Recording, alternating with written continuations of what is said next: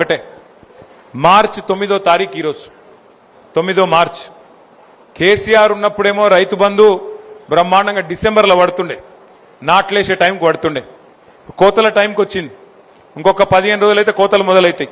పడ్డదా రైతు బంధు? కేసీఆర్ గారు అందుకే చెప్పిండు, మోసపోతే గోసపడతాం, ఆలోచించుకోండి, జాగ్రత్త కొట్టేయండి అని చెప్పిండు. ఇలా రాష్ట్రం మొత్తం రైతులందరూ ఒకటే మాట అనుకుంటున్నారు, రైతు బంధు బంద్ అయింది, రైతు బంధు బంద్ పెట్టింది కాంగ్రెస్ ప్రభుత్వం. కానీ కొత్త పథకం తెచ్చిండు ముఖ్యమంత్రి రేవంత్ రెడ్డి గారు. కొత్త పథకం, బ్రహ్మాండమైన పథకం తెచ్చిండు. ఆ పథకం పేరేందో ఎరికేనా మీకు? రైతు బంధు లేదట, కానీ రాహుల్ బంధు ఉందట. రాహుల్ బంధు. రాహుల్ బంధు అంటే ఎరికేనా? సంవత్సరానికి 1000 కోట్లు రాహుల్ గాంధీకి ఇచ్చే రాహుల్ బంధు ఒక్కటి మాత్రం పక్కా ఉన్నది. రైతు బంధు మాత్రం లేదు.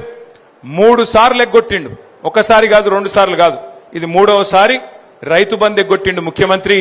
రాహుల్ బంధు అనే పథకం పెట్టి ఆ రాహుల్ బంధు పథకం కింద ఆయన సీటు కాపాడుకునేందుకు గాంధీ కుటుంబానికి, రాహుల్ గాంధీకి పైసలు కమ్మి పడ్డాయట. అందుకే రాహుల్ గాంధీ గారికి సంవత్సరానికి 1000 కోట్లు ఇచ్చి పదవి కాపాడుకుంటాడట ముఖ్యమంత్రి గారు. ఆయనకు తెలుసు